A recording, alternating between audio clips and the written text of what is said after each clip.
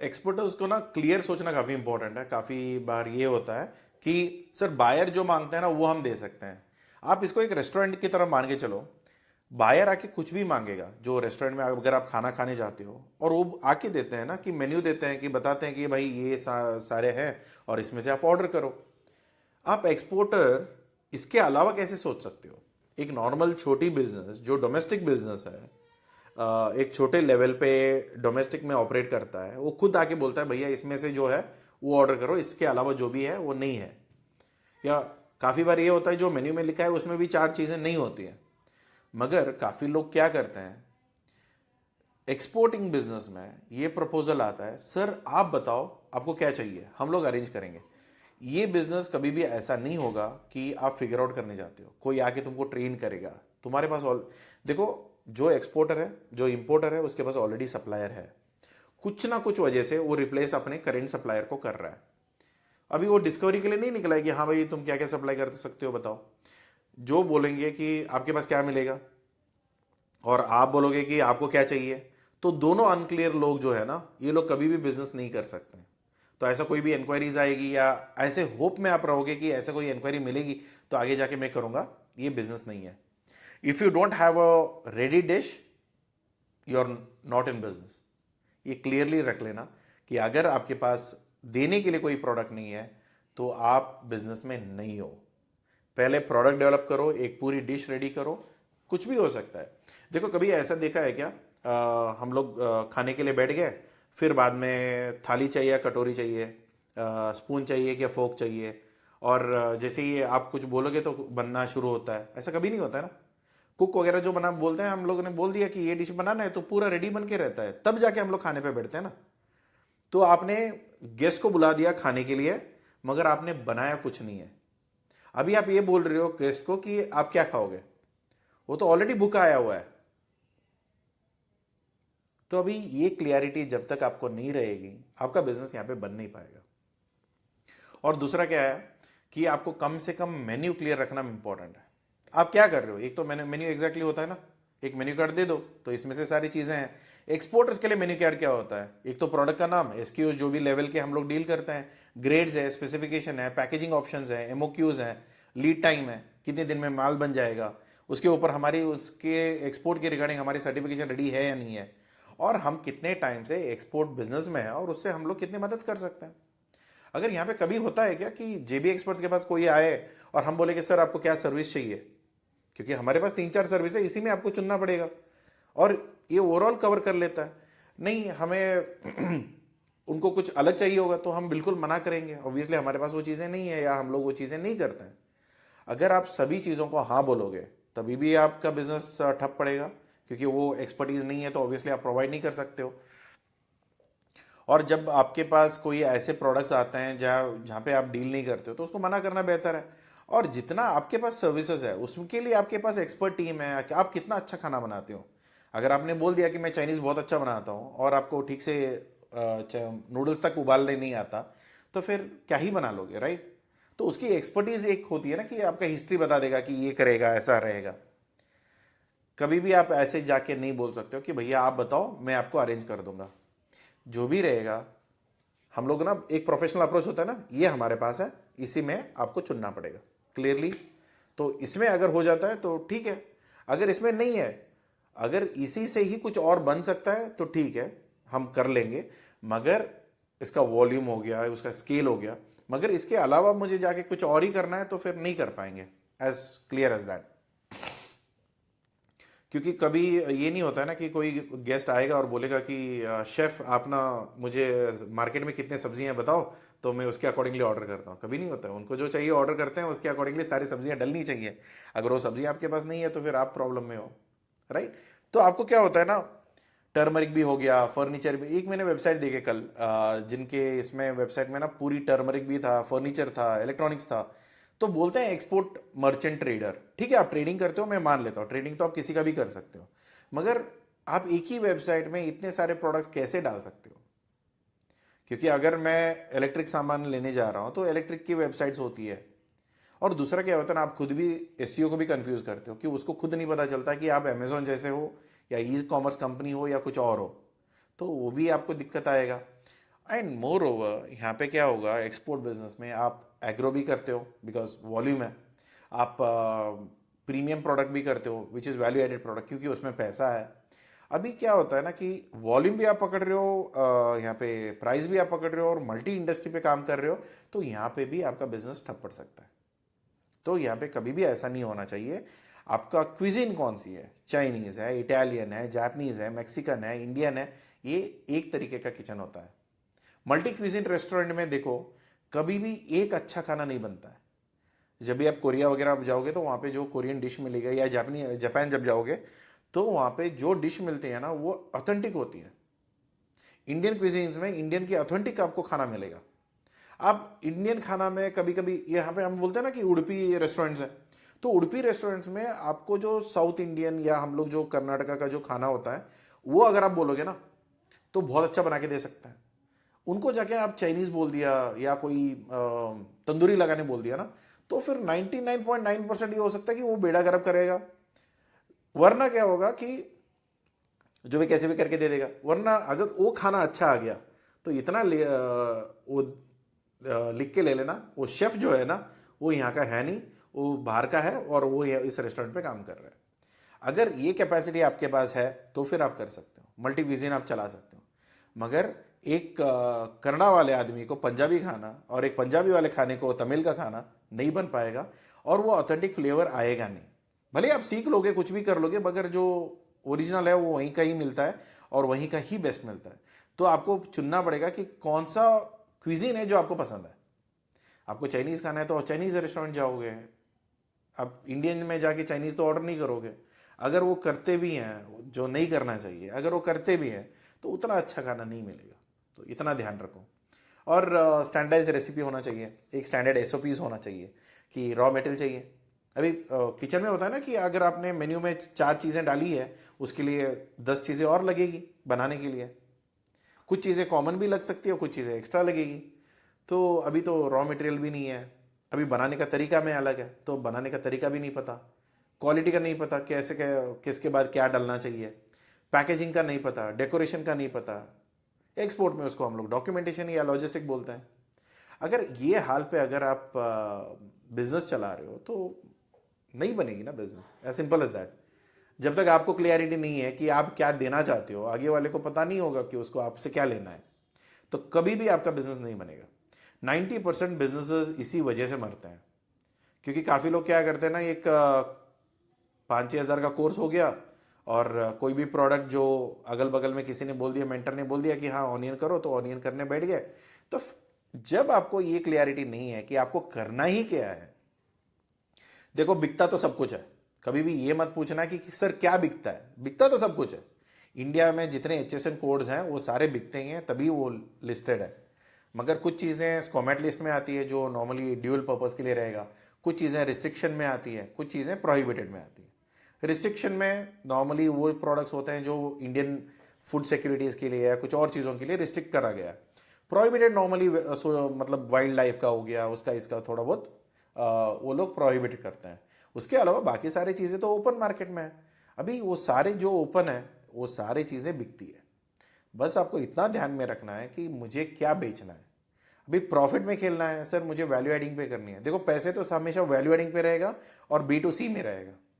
Problem ये है कि अगर आपको वॉल्यूम चाहिए और B2C में करना है, वॉल्यूम B2C से नहीं निकलेगा क्योंकि B2C का मतलब हम जो कस्टमर्स हैं, एंड यूजर्स हैं। अभी आप चावल लेते हो घर पे तो चावल खाते होंगे, दाल खाते होंगे, आप बताओ कितना के कंटेनर में मंगवाते हो क्या, राइट? हम लोग यहाँ पे क्या बोलते हैं ना, गुरुद्वारा तो नहीं है जहाँ पे फ्री में लंगर बट रहा है। तो जब लंगर में या किसी चीज़ में इतने लोग आएंगे खाने के लिए तो बात अलग है, मगर आप घर में कितना बनाते हो? लंगर में और घर में ज़मीन आसमान का फ़र्क होता है। तो आपकी कॉस्टिंग भी या आपके बिजनेस मॉडल भी, आपको क्या करना है? आपको लंगर में बेचना है, लंगर मतलब गुरुद्वारे में देना है, या आपको घर में पकाना है?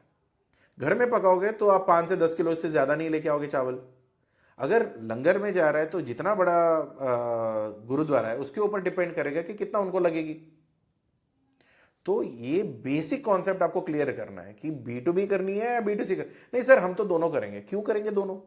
एक तो मार्केटिंग का कॉस्ट है और दोनों करने जाओगे तो दोनों के लिए अलग टीम लगेगी, दोनों का वेबसाइट अलग बनेगा, दोनों का एग्जीक्यूशन अलग बनेगा। एक कंटेनर में अपने बल्क में बिना लेबल जाएगा, दूसरा पूरा ब्रांडिंग स्टिकरिंग ट्रेड नेम के साथ जाएगा। तो दोनों में ज़मीन आसमान का फ़र्क है। और वहाँ पे वेयर हाउसिंग का कॉस्ट इतना कम रहता ही नहीं है, इम्पॉसिबल है। आप अमेजोन की फुलफिलमेंट सेंटर का प्राइसिंग वगैरह निकाल के देख लो, आपको पता चल जाएगा। तो करेंटली क्या है ना, कंसिस्टेंसी अगर आप रखते हो कि कोई प्रोडक्ट में कि मेरा ये स्टैंडर्ड मेन्यू है और ये मेरा स्टैंडर्ड रेसिपी है और ऐसे ही मुझे काम करना है, जब ये चीज़ें फिक्स हो जाती है और हर एक स्टेप में लोग सेट है। जैसे क्या होता है ना कि रॉ मटेरियल मंगवानी है, अभी मैं तो मर्चेंट ट्रेडर हूँ मान के चलो, अभी मर्चेंट ट्रेडर को क्या होता है कि माल प्रोक्योर करना होता है, प्रोक्योरमेंट का एक टीम होता है, तो फिर रॉ मटेरियल का एसओपी क्या है, फिर वो मटेरियल आ गया तो उसको दोबारा पैकिंग होगा, उसका एक प्रोसेस रहेगा, उसके लिए क्या कौन सी टीम रहेगी।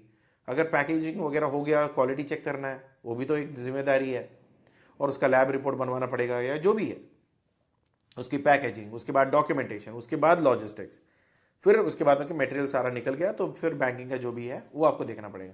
अगर ये सब नहीं हो रहा है ना तो बड़ी मुश्किल है यार, बिजनेस नहीं चल पाएगा।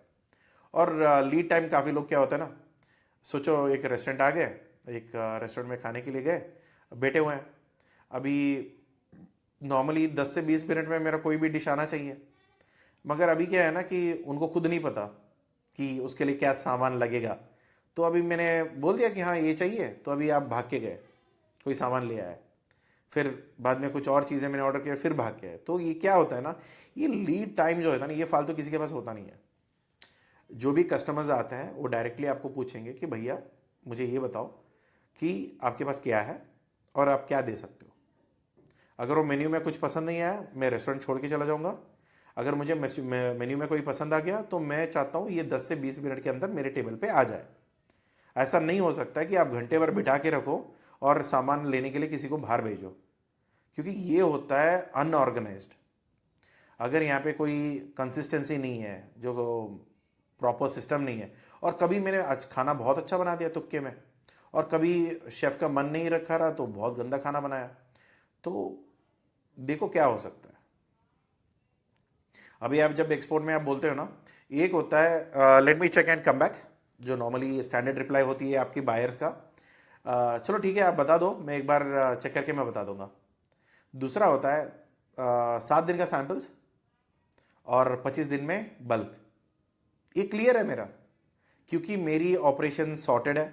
मुझे सैंपल मंगवाने के लिए कितना टाइम लगेगा, मेरी प्रोडक्शन में कितना टाइम लगेगा, मुझे डिस्पैच में कितना टाइम लगेगा।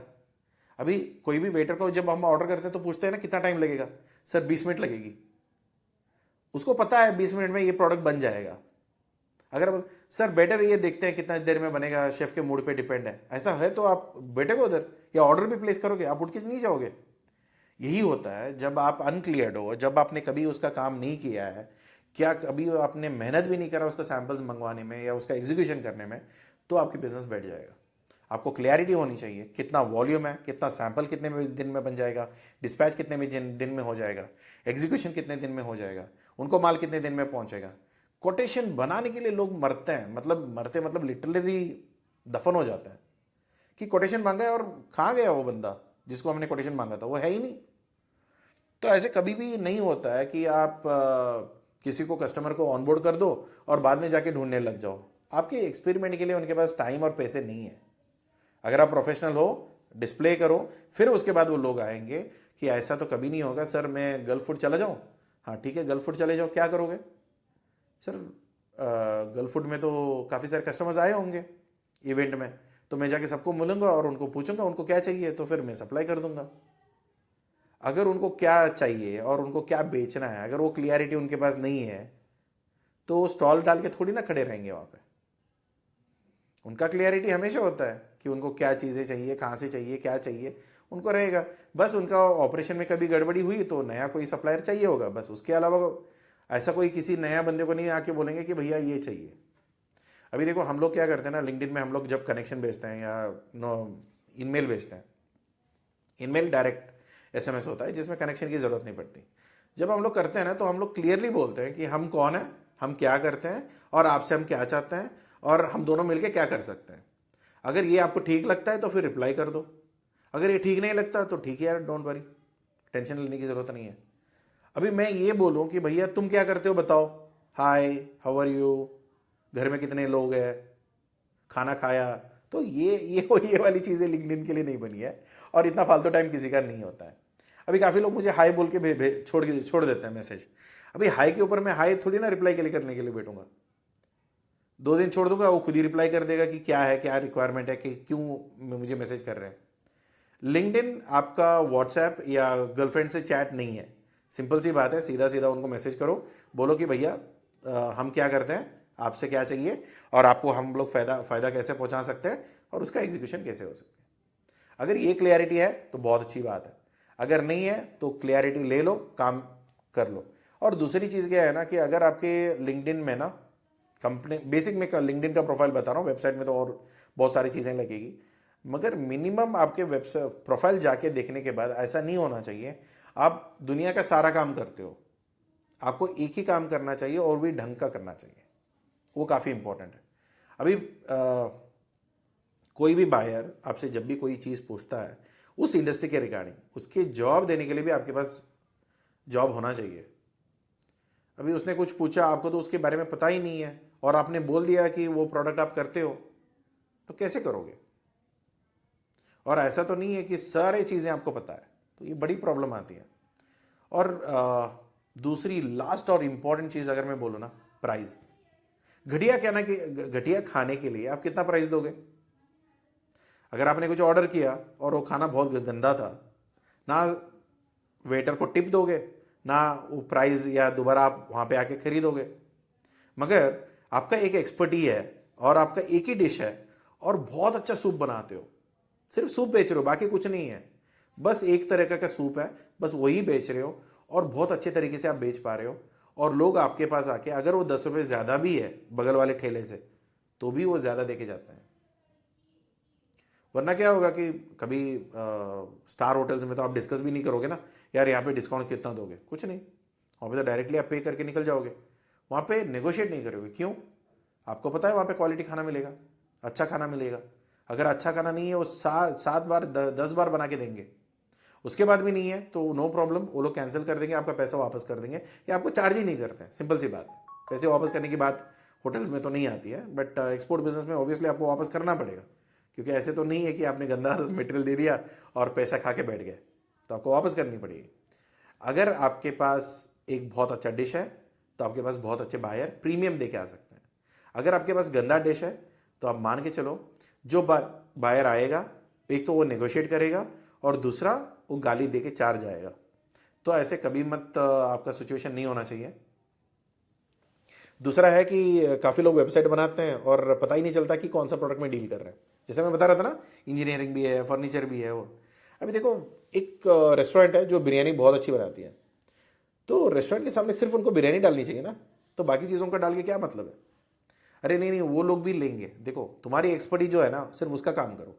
जो तुम्हारी एक्सपर्टीज नहीं है, जिसमें आप काम ही नहीं किया है, आपको पता ही नहीं है, तो उन चीज़ों में दिमाग डालने की ज़रूरत नहीं है, क्योंकि वो चीज़ें सीख के करने में ना, जितना बिरयानी अच्छी बन रही थी वो भी ख़राब बनना शुरू हो जाता है। तो इससे अच्छा जो है उसी के लिए रहो। और जो चीज़ें लोगों, देखो 1000 लोग जाएंगे, 10 लोग ही हमारे कस्टमर्स। आपको 1000 लोगों को कस्टमर केटर करने का औकात नहीं है। ये सिर्फ मैं छोटी बड़ी कंपनी की नहीं बोल रहा हूँ, किसी भी कंपनी का हर वैरायटी का कस्टमर्स के लिए नई ऑप्शंस होते हैं। ना प्राइजेस मैच होगा, ना क्वालिटी मैच होगी, ना ग्रेड मैच होगा, ना उनके टर्म्स एंड कंडीशंस मैच होगी, या वॉल्यूम मैच नहीं होता है। काफ़ी बार हम बोलते हैं सर हम तो सप्लाई कर देंगे, जो आपका रिक्वायरमेंट है सब कुछ मैच कर रहा है, मगर आपका मिनिमम हमारा एमओक्यू इतना है। अरे नहीं, हमारा तो इससे आधा से भी कम है। नहीं सर, हम नहीं कर सकते। क्यों? क्योंकि अगर हम ऑर्डर उठाते हैं, इतना बड़ा वॉल्यूम है, इतने बड़े फैक्ट्री के अंदर में थोड़ी ना वो सोच के चलो कि अगर मैंने अगर आपको एक बॉटल लेना है ना, पानी का बॉटल, तो आप कहीं पे भी बेकरी में जाके, होटल में जाके, कहीं पे भी आप एक बॉटल ले सकते हो, या ब्लिंकिट में ऑर्डर करो, एक बॉटल आके आ जाएगा। मगर जब आप मेरे पानी के फैक्ट्री में आओगे ना डिस्ट्रीब्यूशन के लिए, मैं एक्सपेक्ट नहीं करूंगा कि आप 1-2 बॉटल लोगे, आप मुझे ट्रक भर के माल भेजना है। तो वही चीज़ होती है यहाँ पे भी, आपको क्या करना है, एक एक बॉटल बेचनी है या पूरा ट्रक भर के भेजना है, तो ये आपको डिसाइड करो। वरना क्या होगा कि बिजनेस बहुत मुश्किल में चलने शुरू हो जाता है। क्लियरिटी नहीं है ना, अगर आपको नहीं पता कि आपका गोल क्या है, आपका इंटेंशंस क्या है, आपका विजन्स क्या है, तो फिर बाकी कुछ भी चीज़ें मायने नहीं रखने वाला, बिजनेस आपका ठप पड़ेगी। तो दूसरा, बायर जब भी खरीदता है तो ऐसे कभी मत पूछना कि सर आपको क्या खरीदना है, सर ये सारी चीज़ें हैं, इसमें कौन सी आपको चाहिए, कौन सा ग्रेड चाहिए, कौन सा स्पेसिफिकेशन चाहिए, 1000 चीज़ें पूछ लो, क्योंकि फालतू के टाइम में ना यही जाएगा। तो इससे अच्छा क्या है कि आप एक मेन्यू बना लो, मतलब अपनी प्रोडक्ट लिस्ट बना दो और एक ही क्लस्टर में हो। जैसे मैं क्विजीन का बता रहा था ना, चाइनीज़ हो गया, जापानीज़ हो गया, राइस और सांभर तुमको चाइनीज़ में तो नहीं मिलेगी, राइट। बोल सकते हैं कि हाँ इंडियन चाइनीज़ राइस सांभर वो कुछ अलग तरीके से बनाते होंगे या उनका ही कुछ अलग इनोवेशन होगा, या दोनों का मिला के कुछ खिचड़ी बना दिया होगा, बट ऐसा कुछ बनता नहीं है। टू टेल यू फ्रैंकली, कोई ऑथेंटिक अगर बनता है तो फिर वो राइस सांभर अलग सा बनेगा, या चाइनीज़ नूडल्स अलग बनेगी, या मंचूरियन कुछ अलग बनेगा, उसी को ऑथेंटिक आप मान सकते हो, बाकी चीज़ें मैटर नहीं करेगा। तो आपको एक्सपोर्ट में कौन जीतता है? जो प्रॉपर डिमांड जानता हो, पता है उसको क्या बेचना है, और उसने वो प्रोडक्ट में समझदारी है, मास्टरी कर चुका है, तो पता है मुझे क्या बात करनी है, क्या प्रोसेस है, उसके लिए टीम पूरा रेडी है, तो मैं इसका एग्जीक्यूशन मैं कर दूंगा। अब जो भी बोलोगे वो मैं करूंगा, तो फिर वहाँ पे आपका बिजनेस फेल होने का चांसेस 100% रेडीली अवेलेबल है। और दूसरा क्या है ना, सिंपल कॉन्सेप्ट आप ये भी सोच लो, सर मुझे ना बैंगलोर से दिल्ली जाना है, मेरा फ्लाइट मैं वही देखूंगा। नहीं बताओ, इंडिगो को मैं जाके थोड़ी ना बोल सकता हूँ कि सर कौन सी फ्लाइट उड़ रहा है, एक तो पहले ही उनका फ्लाइट नहीं उड़ता। अगर फ्लाइट उड़ भी जाता है तो ऐसा तो नहीं बोल सकते ना कि कहाँ पे आपकी फ्लाइट कहाँ जा रही है वो मुझे बताओ। ये वाली जो है ना, ये वाला फीलिंग आपका बिजनेस में आता है जब आप ये सवाल पूछते हो कि सर आपको क्या चाहिए मुझे बता देना, मैं सप्लाई कर दूंगा। इससे अच्छा आपको पता होना चाहिए कि आप कम से कम दिल्ली जा रहे हो, तो दिल्ली जा रहे हो तो ठीक है, दिल्ली का फ्लाइट बुक कर सकते हो। हाँ, फिर उसमें हो सकता है कि कौन सी फ्लाइट चाहिए, बिजनेस क्लास चाहिए, इकोनॉमी चाहिए, या कुछ और चीज़ें। बट मुझे ही, मैं अभी तक डिसाइड ही नहीं किया मैं दिल्ली जा रहा हूँ, तो मैं जाके बोलता हूँ कि यार आपके पास कौन से फ्लाइट के ऑप्शन है बताओ, और कौन से कंपनी की है बताओ, और कहाँ पे उड़ रहे हैं ये बताओ।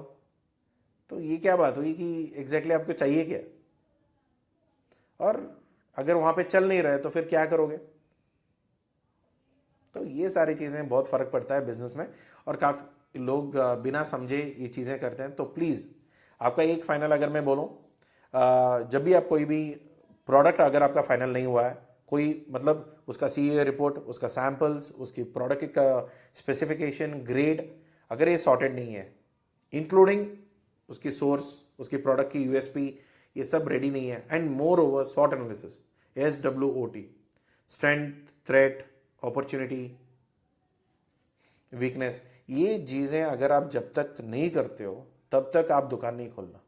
जब तक आपके किचन में मेन्यू रेडी नहीं है, सामान नहीं आया और किचन में कोई है नहीं, तो कभी भी रेस्टोरेंट शुरू नहीं करना चाहिए। तो सेम कॉन्सेप्ट है कि पहले मेन्यू डिसाइड करो, उसके अकॉर्डिंगली शेफ़ लेके आओ, उसके अकॉर्डिंगली मेन्यू सेट करो जो शेफ़ को अच्छा बनाना आता है, और उसको टेस्ट करो। अगर वो चलता है तो फिर बोर्ड लगाओ कि बोलो हम ये क्विजीन वाले हैं, ये प्रोडक्ट हमारे यहाँ पे मिलेगी, आप आके ट्राई करो। तो अगर अच्छा बन रहा है तो आपका प्राइस फिक्स हो सकता है। तो ये देखिए, इसके अलावा आपको और कोई मदद चाहिए होगा तो हम तो बैठे हैं, तो आपको नंबर नीचे मिल जाएगा। कंप्लीटली एक्सपोर्ट मैनेजमेंट सर्विस है, और ये चीज़ में ध्यान में रखना कि हमारी सर्विसेज प्रीमियम में आता है। हम कोई सिर्फ फ्राइड फॉरवर्ड या सिर्फ कंसल्टेशन देके काम करना ऐसा नहीं है, कंप्लीट पूरी जर्नी हम लोग संभालते हैं, तो उसके प्राइजेस भी थोड़ी उसी हिसाब से रहेगा। तो सोच समझ के कॉल करना, और जो भी सर्विसेज चाहिए होगा तो उसी अकॉर्डिंग पे लेना। अगर ये वीडियो पसंद आया तो प्लीज़ लाइक और सब्सक्राइब कर लेना। कोई और मदद चाहिए होगा या किसी और टॉपिक पे वीडियो चाहिए होगा तो प्लीज़ कमेंट बॉक्स यूज़ करना, मैं मदद कर दूंगा। ठीक है, thank you so much, take care, bye bye. Subscribe करना मत भूलना।